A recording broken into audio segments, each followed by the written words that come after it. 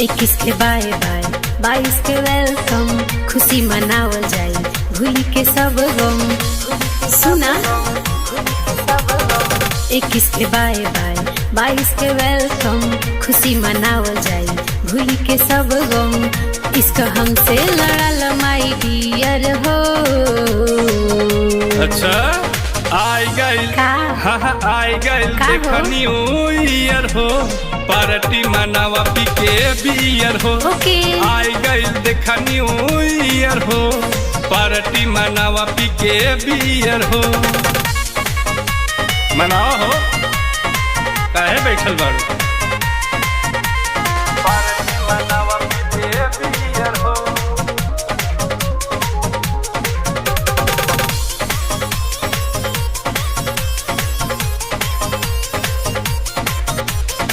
दुनिया के सब दुख छोड़ी झमेला, डीजे के धुन पे सारा लोग झूमेला।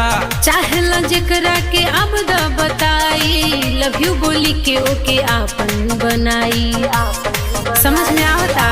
हाँ हो दुनिया के सब दुख छोड़ी झमेला, डीजे के धुन पे सारा लोग झूमेला। चाहेला जेकरा के अब द बताई, लव यू बोली के ओके आपन बनाई। साचो चाहे दूरे रह चाहे रह नियर हो।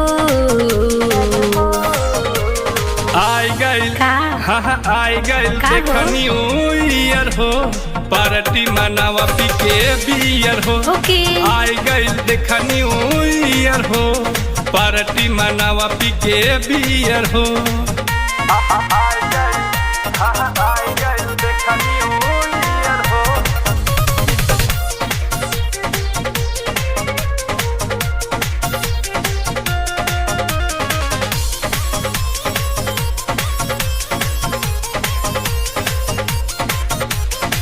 पीके दारू खा के मुर्गा के टांग हो, मस्ती में झूमाता दुनिया जहान हो। आज मोहब्बत के फायदा उठाई, श्याम देवानंद जनी शरमाई। ए बाबू बोला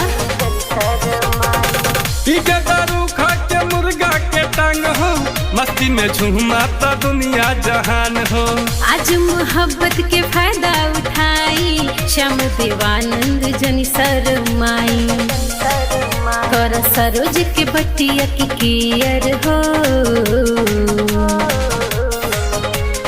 आई गइल आई गइल देखनी ईयर हो, पार्टी मनावा पी के बियर हो। आई गइल देखनी ईयर हो, पार्टी मनावा पी के बियर हो।